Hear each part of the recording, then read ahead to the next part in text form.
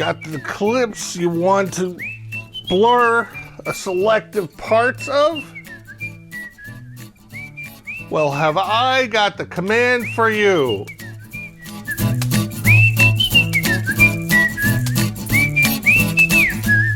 Hey everybody, welcome to Sandy Sundays. I'm Sandy Schwartz, your personal video editing coach.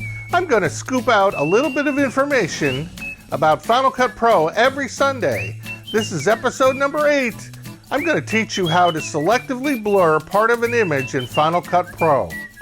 Now let's get to it. Okay, so this is a tutorial on selective blurring.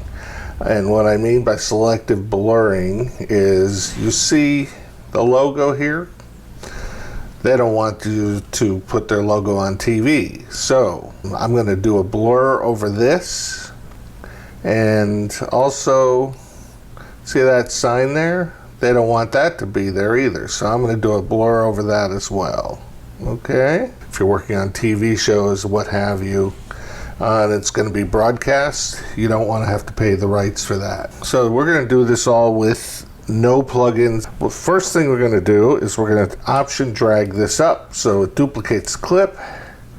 And the first clip, what we're going to do, I'm going to deselect that top one. And I'm going to put a blur on this. So I go over here. You can see it says blur right there. And I'm going to click on blur. And I'm going to do what we call a Gaussian blur, which is an overall blur. See how everything looks soft, you can't read it. So I'm going to bring that down a little bit, just so you can't read sloppy joes. There you go. Okay, so now when I bring this back on, oh, look, the blur is gone. That's because it's down on this layer. All right, so what I'm going to do is I'm going to create a mask that's just going to cover this area. So I'm going to do mask, and I'm going to do draw masks, and drag that on up here. So now I want to make this a little smaller so I have the entire frame to work with. And I'm going to start dragging points around here. Okay, and you see how the outside is blurred and the inside is not? I'm going to invert the mask. Boom. All right. And now we're going to play it down and see how it looks. So let me go full frame, which is Shift Z. And I hit play. Hey, do me a favor. If you're getting value from this video, hit the like button and drop a comment below. Thank you very much. And it's that simple. Now that's for a static mask. Hey, do me a favor. If you're getting value from this video, hit the like button and drop a comment below. Thank you very much.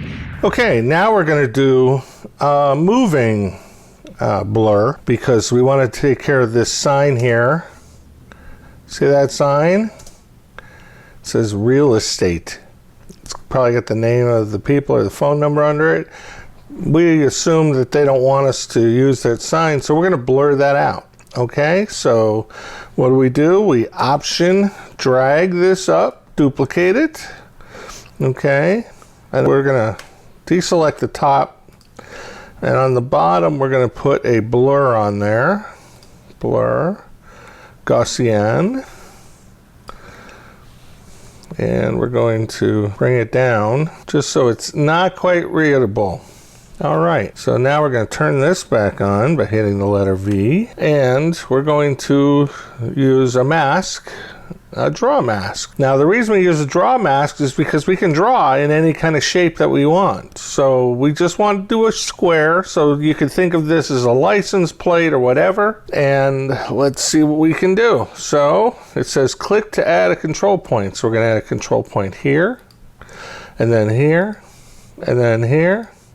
And then if we double click here, it will close the mask. Double click, and look, we have the blur on the outside and this is sharp on the inside. So that means we have to invert the mask right up here. Click that button. So now the inside is blurred and the outside is clear and sharp. Now, what we're going to do is we're going to want to modify this because things are going to move. The shape of the image is going to get larger or smaller depending as I'm driving towards it. And so we're going to have to modify what we're working on here.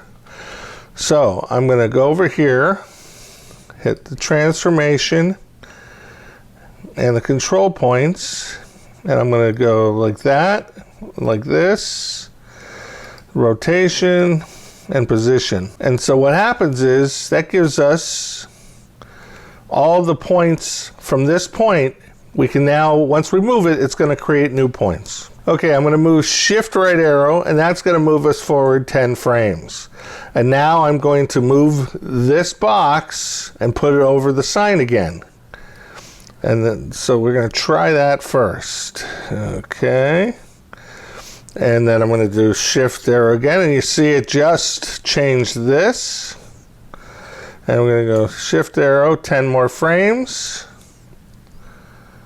Okay.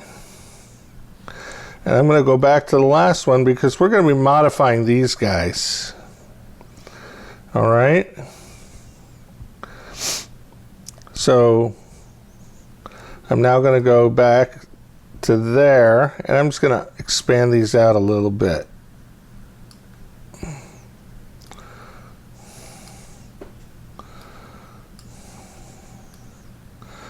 Now, if it moves around a lot, you're going to want to do more than once every 10 frames. But since this is pretty consistent, I can move 10 frames forwards, which I just did. Okay. And 10 frames forward. And it's gone. And then I'm just going to go back to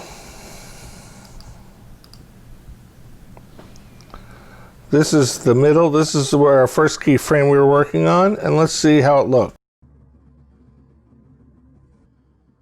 That looked pretty good. So now what we're going to do, I'm going to go back to the previous keyframes. Now I'm going to work backwards towards the front or the head of the clip.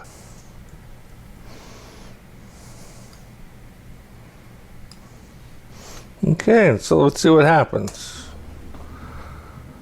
See, it's blurry through the whole thing. And that's selective blurring. If you like this video and are new to this channel, subscribe. Click the bell if you want to be notified when the next one comes out. I'll be putting out a new video every Sunday, so watch out for them. Don't forget to press the like button and leave a comment below. I love reading all the comments. Until next time, I'm Sandy Schwartz, your personal video editing coach, and this was Sandy Sundays. See ya!